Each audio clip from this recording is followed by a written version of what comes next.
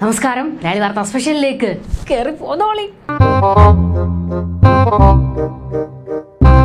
മംഗളം നേരുന്നു ഞാൻ ചെന്നിത്തലയ്ക്ക്, മംഗളം നേരുന്നു ഞാൻ.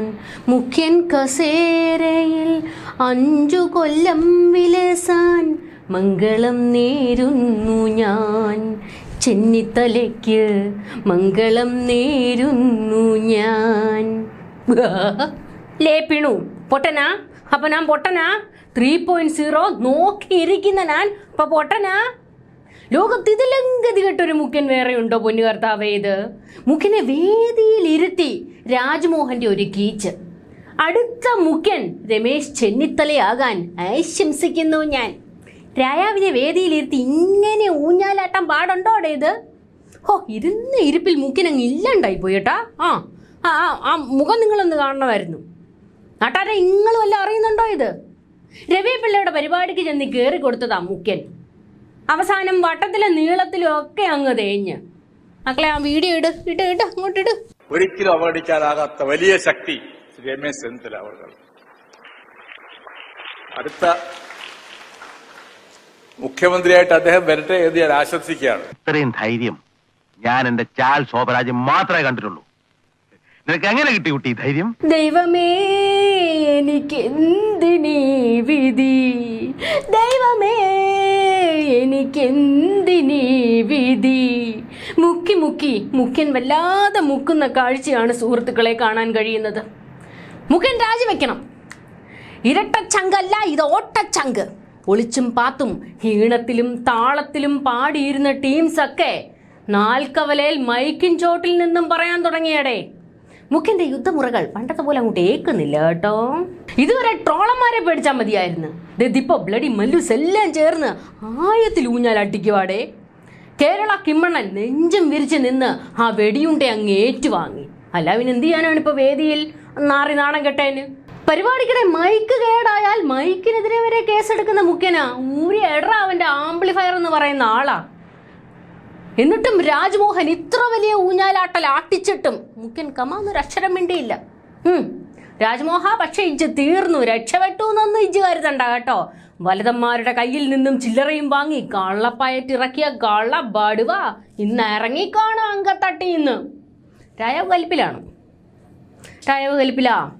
രാജ്മോഹൻ സാറേ, നിങ്ങൾ തീർന്ന് തച്ച് വെച്ച ഒരെണ്ണം. ഇനി നിങ്ങളെ സമാധാനത്തോടെ ജീവിക്കാൻ ഡബിൾ ചങ്കനും അടിമകളും അനുവദിക്കൂല. വരുന്ന നിയമസഭാ തെരഞ്ഞെടുപ്പിൽ ഇടതെങ്ങാനും തോറ്റാൽ രായാവ് ഊരിപ്പിടിച്ച വാളൂരി രാജ്മോഹന്റെ തല കൊയ്യും. വേദിയിൽ ദേഷ്യം കടിച്ചമർത്തി ഡബിൾ ബാരൽ ഭീമൻ രഘു കളിക്കുകയായിരുന്നു. ചമ്മിനാറി ഇത് നാട്ടുകാരറിയാൻ പാടില്ല. എയറും പിടിച്ചൊരു ഒറ്റ നിപ്പ്. അല്ല എന്ത് ചെയ്യാൻ പറ്റും? ഇത് പുതിയ വിജയനായിപ്പോയി. പഴയ വിജയനായിരുന്നെ കാണായിരുന്നു. രാജ്മോഹ അത്തരം വർത്താനങ്ങളൊന്നും വേണ്ടാന്ന് പോലും പറയാൻ രായാവിന്റെ നാവൊന്നും പൊങ്ങിയില്ല. ഇത് ഞങ്ങളുടെ മുഖ്യനല്ല, ഞങ്ങളുടെ മുഖ്യൻ ഇങ്ങനല്ല എന്ന് അടിമകളുടെ രോദനം. പക്ഷെ അടിമകൾക്ക് കൈയടിക്കാൻ മറുപടി പ്രസംഗത്തിന് എഴുന്നേറ്റപ്പോൾ മുഖ്യൻ തിരിച്ചൊരു കീച്ചിട്ടുണ്ട്. അങ്ങനെ തോറ്റു കൊടുക്കാനൊന്നും കപ്പിത്താനെ കിട്ടൂല. ഒരു പാർട്ടിക്കകത്ത് വലിയ പ്രശ്നങ്ങൾ ഉണ്ടാക്കുന്ന ഒരു വലിയ ബോംബാണ് അദ്ദേഹം പൊട്ടിച്ചത്.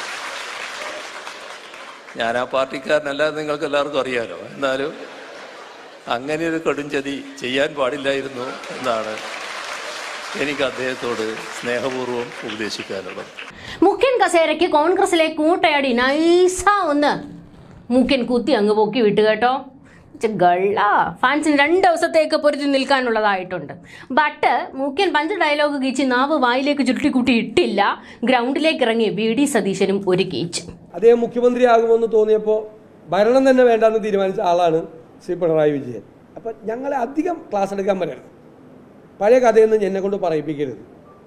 VS പിണറായി വിജയനും തമ്മിൽ നടന്നിരിക്കുന്നു അത് ഞങ്ങൾ തമ്മിലൊന്നും ഉണ്ടാവില്ല. ചെറിയ വട കൊടുത്ത് വലിയ വട മേടിച്ചു. ഇന്ത അടി പോതുമാ ഇന്നും കൊഞ്ചും വേണമാ. മുഖ്യൻ എവിടെ പരിപാടി അവതരിപ്പിച്ചാലും ഇതാണല്ലോ അവസ്ഥ. മുഖ്യ വാ തുറക്കണ്ട. വാ തുറന്നാൽ അകലെ അകലെ നീലാകാശം. എയറിലാന്ന്. പുതിയ വിജയനായി പോയി. രാജ്മോഹ ഇജ് ഞഞ്ഞായി വാ കേട്ടോ. ട്രോളന്മാരുടെ അണ്ണാക്കിൽ എന്നെ കൊണ്ടിട്ട് കൊടുത്തേന്. ഇജ് ഞഞ്ഞായി വാ. സുഹൃത്തുക്കളെ, ഇനിയും ഉണ്ട് മുഖേന്റെ രോദനങ്ങൾ. അപ്പൊ നമുക്ക് കാണാം.